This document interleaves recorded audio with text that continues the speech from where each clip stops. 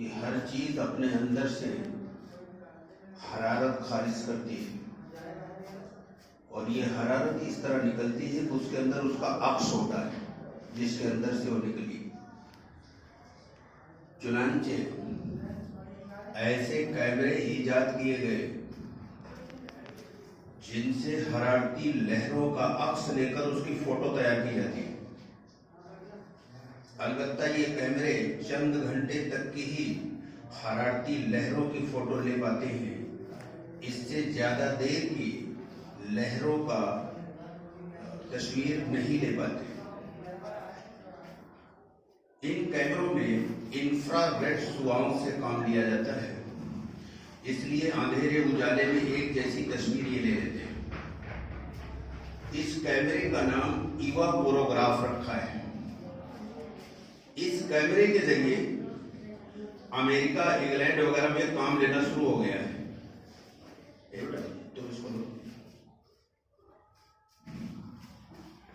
چنانچہ new York شہر کے اوپر رات کی اندھیری میں ایک پراسرار ایروپلین آیا اور چکر لگا کے چلا گیا۔ اسی ایوا پوروگراف کیمرے کے ذریعے اس کی حرارتی لہر لے کر یہ معلوم کر لیا گیا ہے کہ یہ جہاز کس طرح کا تھا۔ ریڈر ڈائجسٹ نے 1 نومبر 1960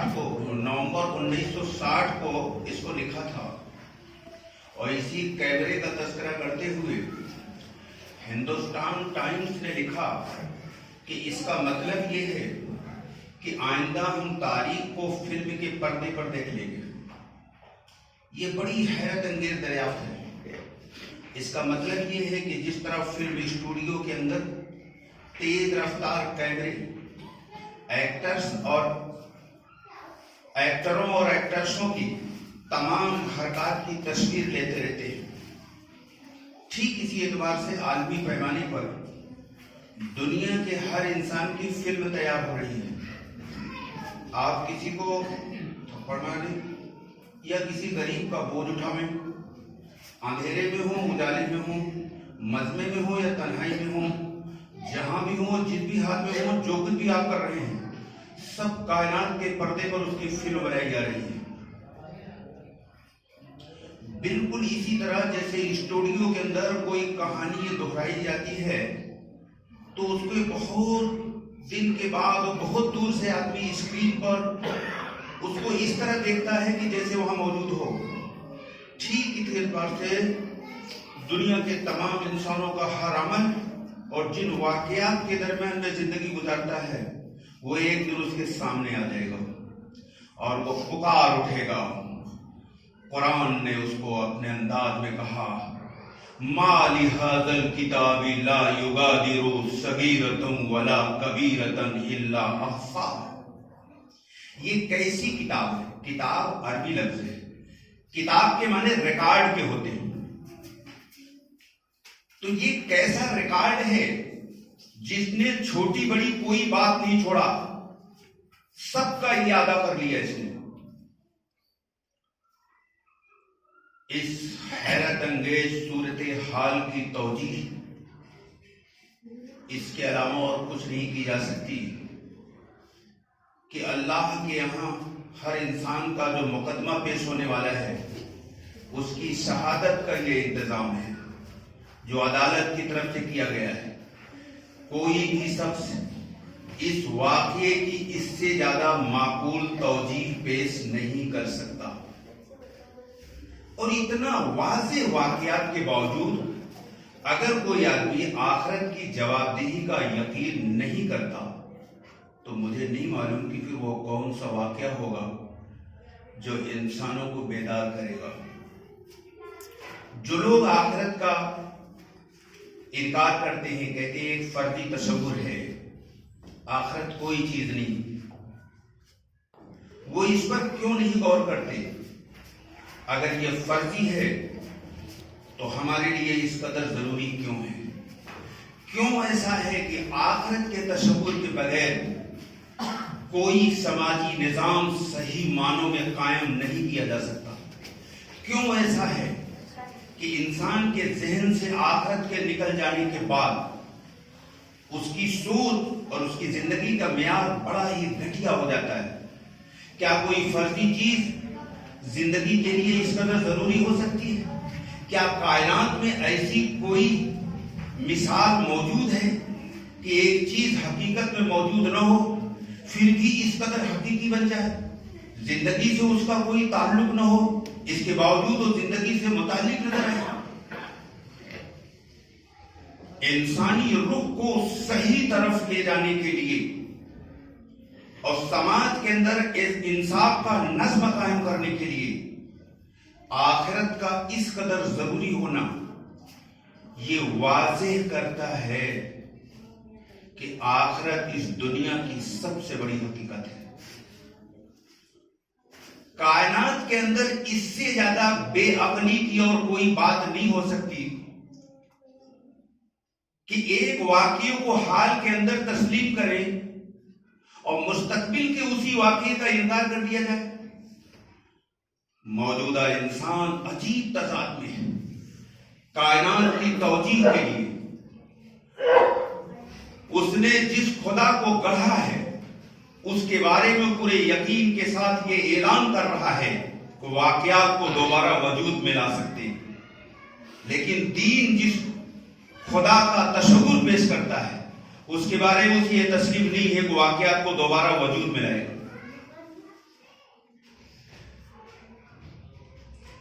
اس کو ایک دوسرے پہلو سے بھی ذرا دیکھ لیں۔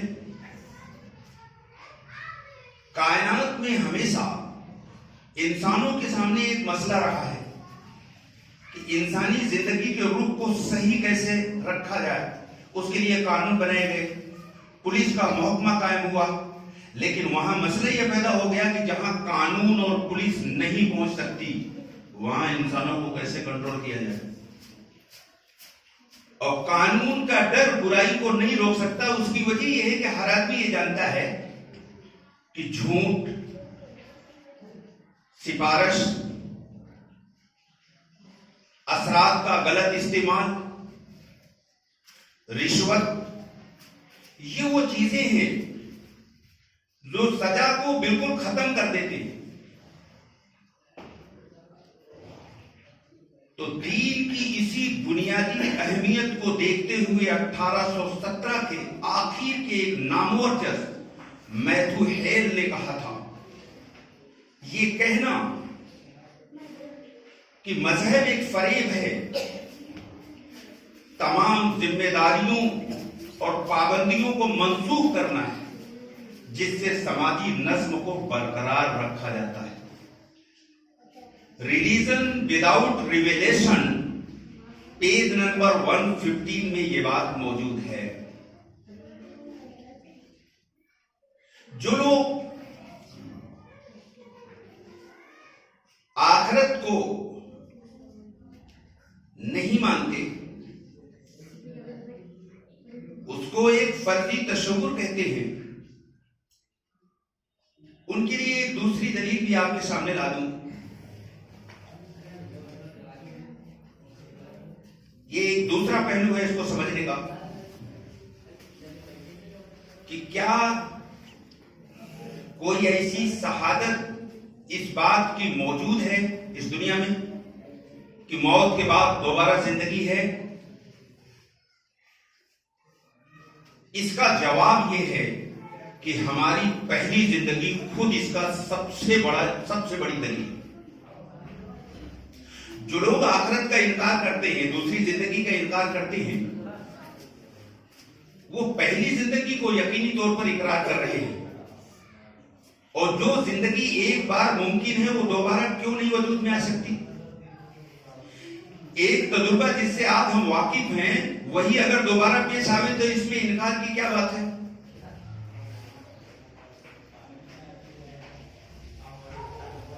حقیقت یہ ہے کہ آخرت بالکل ایسے ظاہر ہے، ایسے عیاں ہے جیسے 2-2-4۔ جیمز جنس نے بڑی عجیب بات کہی، وہ یہ بتاتے ہوئے کہ موجودہ زمین کچھ حادثات کی پیداوار ہے، اس نظریوں کی حامیوں کی ترجمانی اس نے ان الفاظوں میں کیا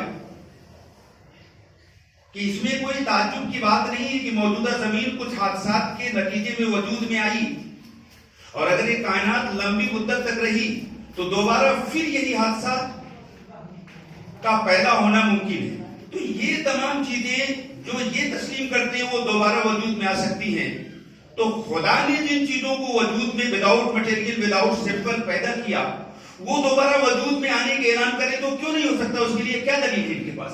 اور بے دلیل کسی چیز کا نہ ماننا یہ ہٹ دھرمی ہے۔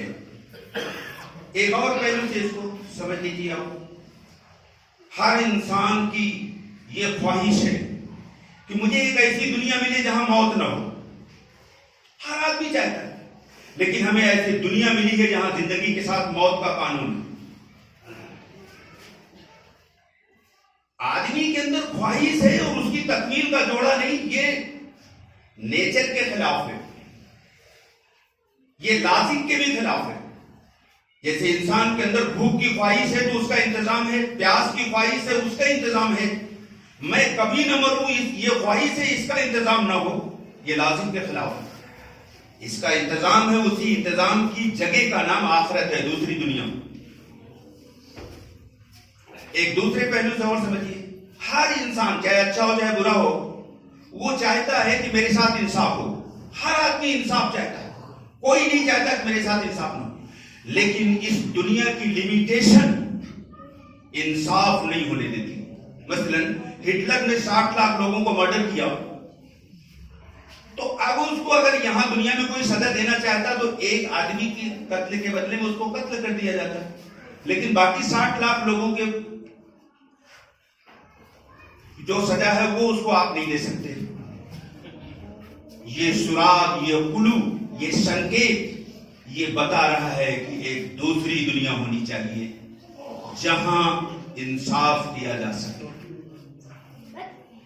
انسان زندگی چاہتا ہے لیکن بہت جلد اس کو معلوم ہوتا ہے کہ دنیا میں صرف موت اس کے استقبال کے لیے کھڑی ہے۔ عین اس موقع پر جب وہ ترقی کے عروج پر پہنچ چکا ہوتا ہے، موت اس کی اور اس کی زندگی کے درمیان میں، اس کی کامیابی کے درمیان حائل ہو جاتی ہے اور ایک ایسی دنیا میں داخل ہو جاتا ہے جس کے لیے اس نے کوئی تیاری نہیں کی۔ انسان اپنی عظمت کا محل تعمیر کرتا ہے مگر موت کا طوفان اس کے تنکوں کی طرح اڑا کر کے یہ سبق دیتا ہے کہ انسان کو اس دنیا میں کوئی قدرت حاصل نہیں۔ انسان کہتا ہے میں اپنا مالک ہوں، موت اس کو کچل کر یہ پیغام دیتی ہے کہ تیرا مالک کوئی اور ہے۔ انسان موجودہ دنیا میں اپنی آرزوؤں کا باغ اگانا چاہتا ہے مگر موت اس کے منصوبے کو برباد کر کے یہ پیغام دیتی ہے کہ اپنے لیے دوسری دنیا تلاش کر لو، موجودہ دنیا میں تمہاری آرزوؤں کی تکمیل ممکن نہیں۔ اس زمین کو اللہ نے بنایا ہی ایسے ہے کہ یہاں ضرورت تو پوری ہو سکتی ہے، خواہشات کی تکمیل نہیں۔ خواہشات کی تکمیل کا جوڑا اللہ نے دوسری دنیا میں رکھا ہے جس کو آخرت کہتے ہیں۔ یہ تو سائنس نے واضح کر دیا کہ اس زمین پر جتنی چیزیں سب اپنے جوڑے کے ساتھ ہیں، کوئی چیز اس زمین پر، یہاں تک کہ نباتات کے اندر بھی نر اور مادہ ہوتے ہیں، جانوروں کے اندر بھی ہوتے ہیں، انسانوں کے اندر بھی ہوتے ہیں، اور جتنے اسٹار ہیں ان کے جوڑے ہیں، جتنے یہ چاند ہیں، ایک ہی چاند نہیں ہے، بہت سے چاند ہیں، جتنے چاند ہیں ان کے جوڑے ہیں۔ نیوٹران اور پروٹان بھی ایک جوڑا ہے، اس سے ایٹم بنتا ہے۔ تو دنیا میں چھوٹی سے لے کر کے بڑی چیز تک کسی چیز کو جوڑے کے بغیر آپ نہیں پائیں گے، ہر چیز جوڑے کے ساتھ ہے۔ لیکن اس پوری کائنات میں انسان زندہ رہے اس کے لیے صرف یہ چھوٹا سا ٹکڑا زمین ہے، باقی اس اتنی بڑی کائنات میں کہیں زندگی نہیں ہے۔ تو اس زمین کا دوسرا جوڑا کہاں ہے جہاں لائف سپورٹ سسٹم، کیونکہ جوڑے کے بغیر کوئی چیز نہیں نا، تو اس زمین کا جوڑا کہاں ہے؟ اسی کی دوسرے جوڑے کا نام پیراڈائز کہتے ہیں، جنت کہتے ہیں۔ تو بہت ساری چیزیں اگر آدمی دماغ سے غور کرے، دیکھیے سائنس جو چیزوں کی تحقیق کرتی ہے وہ ایسا نہیں ہوتا کہ پہاڑ کی طرح سامنے آ جائے، کھوج کرنے کے باوجود ان کو کچھ کلو ملتا ہے جس کو سراغ کہتے ہیں، ہندی میں سنکیت کہتے ہیں، اس کے بعد اس پر غور کرتے ہیں کہ ایک حقیقت سامنے آ جاتی ہے۔ ٹھیک ہے، پھر اس کو مان لیا جاتا ہے. اسی اعتبار سے ٹھیک اسی پیٹرن پر دوسری دنیا، دوسری زندگی کے بے شمار سراغ موجود ہیں. میں نے پچھلے بیانات میں بہت ساری چیزیں واضح کی تھی. ان سراغ کی بنیاد پر انسان آخرت کا یقین اپنے اندر پیدا کر کے اپنی زندگی کو سنوار سکتا ہے. اور جو اس پر غور نہ کرے، آخرت کا تصور اپنے اندر نہ بسائے، تو وہ کسی کا نقصان نہیں، وہ اپنی زندگی پر بات کر رہا ہے. لیکن سچائی یہ ہے کہ ہماری جو اصل زندگی ہے وہ دوسری زندگی ہے، وہ دوسری دنیا ہے جس کو آخرت کہتے ہیں. یہ عارضی ہے، بہت مختصر مدت کے لیے ہم آئے ہیں.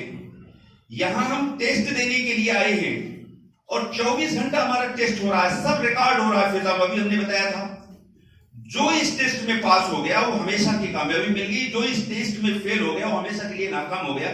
اسی لیے کسی اسکالر نے کہا کہ سب سے بڑا غافل وہ ہے جو آنے والے دن سے غافل ہے، اور سب سے بڑا بے سہارا وہ ہے جو دنیاوی اسباب کو اپنا سہارا سمجھے ہوئے، حالانکہ یہ سہارے آخرت کے دن مکڑی کے جالے سے بھی زیادہ کمزور ثابت ہوں گے. ایسا گھر جس میں یہ معلوم ہو جائے لوگوں کو کہ اس میں آگ لگ جانے والی ہے، اس مکان کو کوئی نہیں خریدے گا. ایسا شہر جو اگلے لمحہ بھوچال کی جد میں آنے والا ہو، اس میں کوئی آباد نہیں ہوتا. مگر موت کے عظیم ترین زلزلے کے بارے میں ہر آدمی یہی غلطی کر رہا ہے. ہر آدمی اپنی خوش خیالیوں کی ایک دنیا بنا رکھا ہے اور اس کو پا کر اسی میں مطمئن ہے. لیکن قیامت ایسے تمام گھرودوں کو توڑ کر رکھ دے گی. وہاں وہ کامیاب ہوگا جو رب کی ماتحتی میں زندگی گزار کر گیا ہوگا، اور جو اپنی خوش خیالیوں میں اور نفس کی خواہشوں کی اتباع میں زندگی گزارا ہوگا، ایسا انسان وہاں ہمیشہ کے لیے ناکام ہو جائے گا. اس لیے میرے دوستوں، 24 آورز آخرت کو سامنے رکھ کر کے زندگی گزارنے کی ضرورت ہے. آج معاشرے میں جو خرابی ہے اس کی صرف اور صرف ایک وجہ ہے. کسی بھی گروہ کا ہو، کسی بھی ملک کا رہنے والا ہو، اکثریت کا حال یہ ہے، بلکہ اکثریت کہنا بھی کم پڑ رہا ہے مجھے، مطلب بہت تھوڑے سے لوگوں کو چھوڑ دیا جائے تو باقی پوری انسانیت کی بھیڑ آخرت کو بھلائے بیٹھی ہے. آخرت کوئی چیز ہی نہیں ان کے نزدیک. وہ اپنی اسی دنیا میں مست ہیں، اسی دنیا کو سب کچھ سمجھ رہے ہیں. لیکن میرے دوستو، سچائی یہ ہے کہ میں نے پچھلے بیان میں سائنٹیفک ثبوت لائے اور آج بھی کچھ چیزیں لائے. یہ ساری ثبوت بالکل واضح طور پر یہ بتا رہے ہیں کہ ہماری اصل زندگی آخرت کی ہے. یہاں اس کی تیاری کا یہ مختصر سا موقع ملا ہے. عقل مند انسان وہ ہے، کامیاب انسان وہ ہے جو اس موقع کو غنیمت جانے اور اس کی تیاری کر لے. اور اللہ کے رسول نے فرمایا قمقل احمق اور بیوقوف وہ ہے جو آخرت کو بھلا کر اسی دنیا میں کھو جائے، اسی میں گم جائے. آخری بات عرض کرنا چاہتا ہوں، آخرت کی فکر جب کسی آدمی کے اندر آ جاتی ہے تو اس کی زندگی کا معیار یہ ہوتا ہے کہ وہ لوگوں کے ساتھ خیر خواہی، معافی، محبت، مہربانی، ان 4 چیزوں کی بارش کرتا ہے. اور جب آخرت کی فکر اندر سے نکلتی ہے تو پھر نفرت، غصہ اور اشتعال انگیز باتیں کر کے معاشرے کے اندر جنگ و جدال کا ماحول پیدا کرنا. یہ میں نے 2 کوالٹی بتا دی کہ جب آخرت اندر آتی ہے تو آپ کے اندر کوئی معافی، خیر خواہی، محبت، مہربانی ہر ایک کے ساتھ. آپ کو ایک اشکال ہوگا اس لیے بتا دوں، آج کل یہ کنمیہ ہے کہ جو لوگ رہنمائی کرنے کا دعویٰ کرتے ہیں وہ بچوں والا کام کر رہے ہیں. میں نے کل ایک ویڈیو اپنے امام صاحب کے پاس سے نہیں بھیجا کہ آپ بھی ذرا سن لیجیے، دیکھ لیجیے کیا ہو رہا ہے، یہ مسلمان کا کام ہے یہ جو کیا جا رہا ہے. اور پھر ان ویڈیوز کو ہمارا ہندو بھائی جو سنتا ہے تو اس کا خون کھول جاتا ہے. تو بجائے نرمی اور محبت اور غلط فہمی دور ہونے کے اور نفرت پیدا ہو رہی ہے اور غلط فہمیاں پیدا ہو رہی ہیں. میں بہت اختصار کے ساتھ اس کو عرض کر دیتا ہوں کہ اسلام کا طریقہ یہ رہا ہے کہ ایک طرفہ حسن سلوک کے ذریعے، اچھا برتاؤ کے ذریعے، اچھے ویوہار کے ذریعے دشمن کو دوست بنا لینا. یہ اسلامی پیٹرن ہے، یہ اسلامی طریقہ ہے. کسی کی سمجھ میں نہ آئے وہ اس کی عقل کی کمی ہے، اس کی جہالت ہے، اس کی نادانی ہے. لیکن اگر مجھے اس پر قرآن اور حدیث سے ثبوت کے ساتھ بولنے کے لیے کہہ دیا جائے میں 4 گھنٹہ بول لوں گا، یہ کرے گا. اتنے ثبوت میرے پاس موجود ہیں. اسلام میں اشتعال انگیز باتوں کی کوئی گنجائش نہیں ہے. اسلام میں نفرت کی کوئی گنجائش نہیں ہے. نفرت کا جواب نفرت سے دینا یہ جاہلوں کا کام ہے. اسلام یہ کہتا ہے کہ نفرت کا جواب محبت سے دو. آنند سروپ مہاراج ایک ہیں، عام مجلس میں نے سوچا تھا اسے نہیں کہوں گا، لیکن ہمارے دوسرے اسکالر اس کو لا رہے ہیں اور ضروری بھی ہے، اس لیے میں نے کہا لا دو اس کو بھی. اس ملک کے بہت بڑے سمدائے کے مذہبی پیشوا ہیں. ابھی چند دن پہلے میرٹھ میں جو چودھری چرن سنگھ یونیورسٹی ہے اس کے کالج کا نام تو مجھے یاد نہیں ہے، اس میں ان کا پروگرام تھا. اس میں انہوں نے جو کچھ کہا وہ تو میں کہہ بھی نہیں کہوں گا آپ کے سامنے. اتنی سخت باتیں تھی. مختصر یہ ہے کہ انہوں نے کہا کہ اگر یہ لوگوں کو یہاں رہنا ہے تو قرآن چھوڑنا ہوگا اور نماز چھوڑنا ہوگا اور ہمیں ہتھیار اٹھا لو. اب یہ ہے آپ جتنے سن رہے ہو کیا سوچ رہے ہوگے، یا نام نہاد جھوٹے رہنما اس کے بارے میں کیا سوچ رہے ہوگے. لیکن یاد رکھو قرآن نے سورہ اعراف آیت نمبر 3 میں کہا ہے کہ جو رب کی طرف سے نازل کیا گیا ہے اس کی اتباع کرو، دوسرے کسی سرپرست کی بات کو نہ مانو. سورہ اعراف آیت نمبر 3 میں بات لکھی ہوئی، واضح طور پہ کہا کسی سرپرست کی بات نہیں مانو. قرآن اور نبی کی زندگی اس کے جواب میں کیا کہہ رہے ہیں، اور وہی ایک حل ہے اور اتنا مضبوط حل ہے. اگر 2% بھی لوگ استعمال کر لیں تو یہاں کی ساری مصیبت ختم ہو جائے. ہمارے نشچلانند مہاراج نے جس بھی وجہ سے غلط فہمی کی وجہ سے، ہندی میں بھرانتی کہتے ہیں، بھرانتی کی وجہ سے کسی وجہ سے یہ باتیں کہی، اور وہ ایک جگہ نہیں کی. پھر ان کا کلکتہ میں پروگرام ہوا اور جگہ پورے ہندوستان میں ان کے پروگرام ہو رہے ہیں، ہزاروں کی بھیڑ ہو رہی ہے. وہ باقاعدہ یہ کہنے وہ پہلی ہو، میں تو کہہ بھی نہیں سکا. میں پوری بات جان بوجھ کے نہیں کہہ رہا ہوں آپ کے سامنے. اتنی میں بزدل آدمی ہوں، یہ سمجھ لیجیے. آپ لوگ دلیر آدمی ہیں، آپ لوگ کہہ دیتے ہوں گے، میں بہت بزدل آدمی ہوں، میں نہیں کہہ پا رہا ہوں. اس کا جواب کیا ہے؟ قرآن نے بتایا ہے، پیغمبر نے بتایا ہے. جو جواب 500 سال سے یہاں کا جاہل مسلمان کر رہا ہے وہ جواب حرام ہے. جواب یہ ہے کہ ان کی اس نفرت کا جواب محبت سے دو، ان کی اس نفرت کا جواب بھلائی سے دو. تو قرآن یہ کہہ رہا ہے کہ وہ تمہارا دوست بن جائے گا. وَلَا تَسْتَوِي الْحَسَنَةُ وَلَا السَّيِّئَةُ ادفع بالتي هي احسن فاذا الذي بينك وبينه عداوة كأنه ولي حميم وما يلقاها الا الذين صبروا وما يلقاها الا ذو حظ عظيم.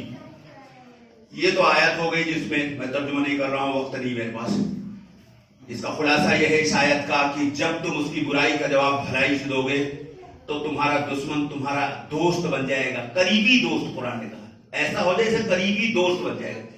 یہ قرآن نے کہا ہے اور پیغمبر نے اسی کے ذریعے دنیا میں امن قائم کیا تھا. جو آپ نے سمجھ رکھا ہے، سن رکھا ہے، وہ غلط فہمی ہے. مجھ سے سوال کرو میں جواب دوں گا، وہ جھوٹی بات ہے. نبی جنگجو بن کر نہیں آئے تھے، نبی دائی بن کے آئے تھے، نبی محسن بن کے آئے تھے، نبی رحمت بن کے آئے تھے. افسوس تم نے ہمارے نبی کو بدنام کر دیا، جنگجو بنا کے پیش کرتے ہو. جھوٹ ہے. वो तो हमने उनकी बात बता दिया। इधर हमने कुरान से कुछ चीज दी कि बुराई का जवाब भलाई से दो, उनकी गलतफहमी दूर हो जाएगी। वो नफरत करने वाले मोहब्बत कैसे करेंगे? तारीख में तो भरा पड़ा है, इस जमाने में भी बड़े बड़े कट्टर लोगों के वाकयात भरे पड़े हैं। मैं उन सबको हटाता हुआ मैं अभी का प्रैक्टिकल कुछ बताने जा रहा हूँ। कुछ लोग हैं, मैं उनमें से एक साहब का नाम लेने जा रहा हूँ, जो हाई कोर्ट में रिव्यू ऑफिसर है, अतीयब नाम है, कल्याणपुर में रहते, पूरे एड्रेस के साथ बता रहा हूँ, नंबर लोगे तो भी दे दूंगा।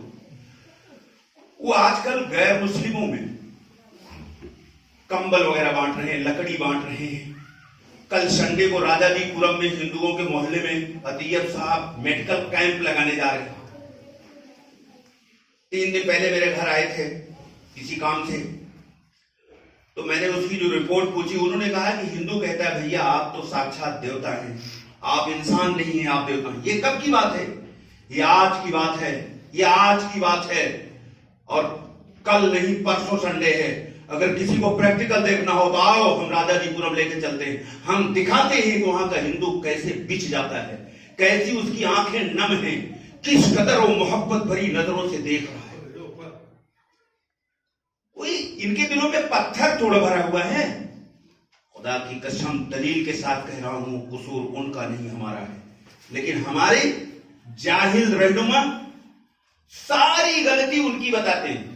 कुरान ये कह रहा है कि गलती अपनी देखनी चाहिए, और इसकी वाज़ेह मिसाल रसूल अकरम सल्लल्लाहु अलैहि वसल्लम के दौर में मौजूद है।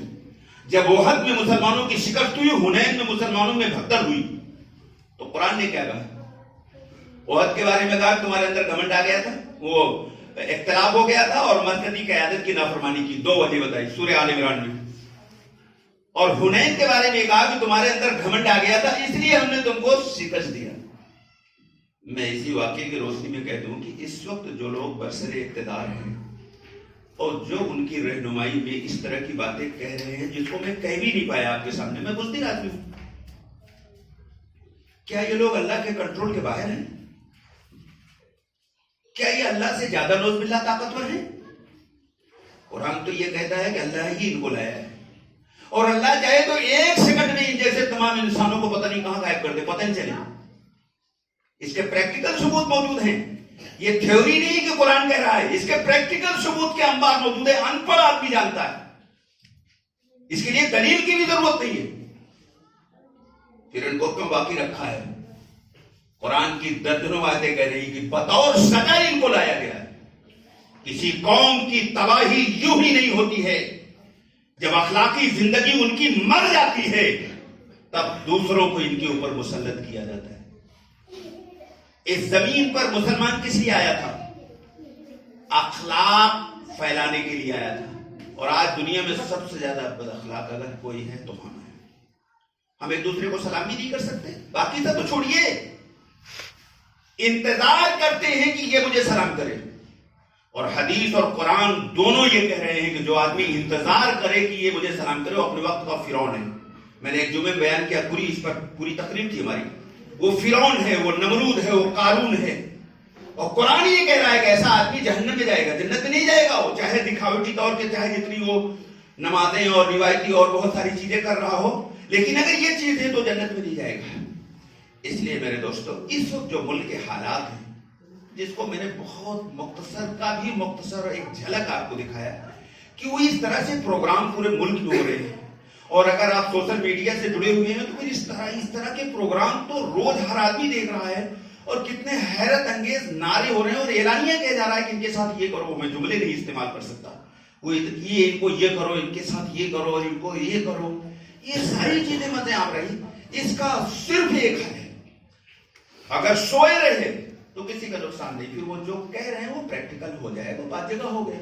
और अगर हम थोड़ा सा बेदार होकर, कम से कम जहां हम बसते हैं, जिस एरिया में रहते हैं, जिस मोहल्ले में रहते हैं, वहां जो हमारे इर्द गिर्द में लोग रहते हैं, उनके अंदर हम जगह बनाएं, उनके दिलों में हम मोहब्बत पैदा करें, उनके अंदर से हम नफरत निकालने की कोशिश करें। और ये बहुत आसान काम है, आकारने से कुछ नहीं होता। एक साहब का तकरीर कर रहे थे, मुझे हंसी आ रही थी, कितना पागल आदमी है।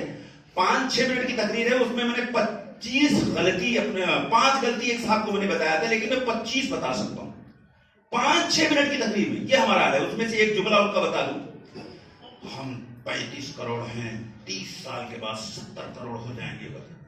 ارے تم 70 کروڑ نہیں 70 ارب ہو جاؤ، کچھ نہیں ہوگا. یاد رکھیے تعداد سے اس زمین پر نہ کبھی کچھ ہوا نہ قیامت تک ہوگا. خصوصاً اس زمانے میں جہاں ٹیکنالوجی اتنا آگے چلی گئی ہے کہ آپ 70 ارب ہوں اور وہ اکیلا ایک آدمی آپ کو ختم کر دے گا. بیسمنٹ کے اندر ان کے یہاں پوری دنیا کے شہروں کے نقشے موجود ہیں، خالی وہ سوئچ دبا دے وہ شہر ختم ہو جائے گا. آج ٹیکنالوجی یہاں پہنچ چکی ہے اور ہمارا جاہل رہنما اس طرح کی بکواسیں کرتا ہے بچوں کی طرح. اور اس سے مچھر تو مرتا نہیں، لیکن وہ ویڈیو پہنچ جاتی ہے ہمارے ہندو بھائیوں کے یہاں. وہ بیچارے اور غلط فہمی کے شکار ہو جاتے ہیں. ان کو اور غصہ آتا ہے کہ دیکھو ایک ویڈیو میں نے دیکھا اس میں ہندو نعرہ لگا رہا تھا کہ مولوی کو پھانسی دو. یہ آج کی بات ہے، کل کی میں نے وہ ویڈیو امام صاحب کے بعد بھیجی. وہ نعرے لگا رہے ہیں ہندو، اس کو پھانسی دو، یہ اتنی بکواس کر رہا ہے. اور پھر کسی قوم کی رہنما کی عزت کا حکم پیغمبر نے دیا.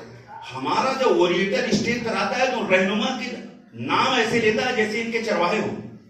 یہ تو حدیث کے خلاف ہے. کسی بھی قوم کا بڑا ہو یا چھوٹا ہو اس کا نام ادب سے لیجیے، قاعدے سے لیجیے. آپ کے بڑوں کا کوئی نام اگر رے سے لیوے، بے ادبی سے لیوے، آپ خوش ہوں گے. تو ایسے وہ بھی انسان ہیں، اگر ان کی قوم کے رہنما کا نام آپ بدتمیزی سے لیں گے تو ان کے دلوں میں تو اور نفرت پھیلے گی. اور پھر وہ تو پاور میں، ان کے پاس تو سب کچھ ہے، پھر وہ کل کے بجائے آج ہی آپ کو ٹھیک نہیں کریں گے. اتنا مسلمانوں کا دماغ خراب ہے، اتنا عقل سے پیدل ہے، ایسی بے بنیاد باتیں کرتے ہیں. نہ وہ عقل کے مطابق ہے، نہ قرآن حدیث میں کہیں ہے، نہ تاریخ میں کہیں ہے. پتہ نہیں کہاں کیسے یہ لوگ ہیں، کیا بکتے رہتے ہیں. یہ میں اس لیے بتا رہا ہوں کہ اس طرح کی چیزوں سے آپ لوگ بھی خوش ہوتے ہیں. اسی نوبستہ اور دیگر علاقوں سے ہمارے پاس لوگ ویڈیو بھیجتے ہیں اس طرح کی تقریروں کے بڑے خوشی انداز میں. دیکھو کتنی اچھی تقریر ہے. میں اس وقت یا تو میرے آنکھوں میں نمی آتی ہے یا تو اس وقت میں افسوس میں 10-15 منٹ کھو جاتا ہوں کہ یہ مسلمانوں کا حال ہے کہ اتنی گندی گندی باتیں جس سے ماحول ٹھیک ہونے کے بجائے خراب ہو رہا ہے اور اس پر یہ مسلمان خوش ہو رہا ہے. یعنی اس کو بالکل عقل مر چکی، بالکل اس کو شعور نہیں کیا کرنا چاہیے، کیا ہونا چاہیے. بہرحال میرے دوستو، یہ میری چند درخواست ہے کہ جہاں آپ رہتے ہیں کہیں جانا نہیں. وہاں جو برادران وطن ہیں بیچارے وہ ہمارے بھائی ہیں. یہ کوئی لفاظی و مکاری نہیں، قرآن کہہ رہا ہو میرے بھائی. اور بھائی کی خیر خواہی کرنا یہ فرض ہے، فرض جیسے نماز فرض ہے. وہ میرا بھائی ہے اور اسی کی سزا میں آج یہاں ہم پہنچے ہیں کہ ہم نے ان کی آخرت اجاڑ دی، وہ ہماری دنیا اجاڑ دی. اللہ ہمیں سمجھ عطا فرمائے. وما علینا البلاغ.